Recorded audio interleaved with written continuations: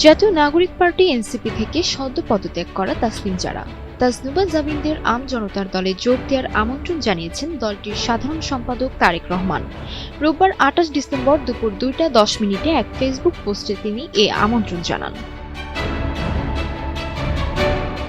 তারেক লেখেন, জামাতের জন্য যারা এনসিপি ছাড়ছেন তাদের জন্য আমজনতার দলের দরজা খোলা আছে। ত্রয়োদশ সংসদ নির্বাচনের আগে জামাতে ইসলামীর সঙ্গে জাতীয় নাগরিক পার্টি এনসিপির সমঝোতার খবরের মধ্যে এনসিপি থেকে পদত্যাগ করেন যুগ্ম আহ্বায়ক তাজনুবা জাবিন।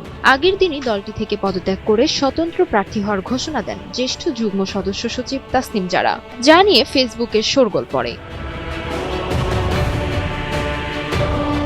এ প্রসঙ্গে আমজনতার তারেক রহমান পোস্টে উল্লেখ করেন, জামাতের জন্য যারা এনসিপি ছাড়ছেন তাদের জন্য আমজনতার দলের দরজা খোলা আছে। আমাদের রাজনৈতিক ইতিহাসে যুক্তিতর্কের বিবাদ আছে, কোনো অর্থনৈতিক কেলেঙ্কারি আমাদের নেই। দরকার হলে জনতার কাছে ভিক্ষা চেয়েছি দলের জন্য, কারো গলায় পাড়া দিয়ে অর্থ সংগ্রহ করি নাই। নির্বাচনের জন্য সহযোগিতা করব। আপনারা মুক্তিযুদ্ধের পক্ষের সিদ্ধান্ত নিয়েছেন, আপনাদের জন্য আমরা এ ছাড় দেব। নির্বাচনের জন্য প্রার্থীদের মনোনয়নপত্র সংগ্রহ ও জমার শেষ সময় হচ্ছে ২৯ ডিসেম্বর বিকেল ৫টায়।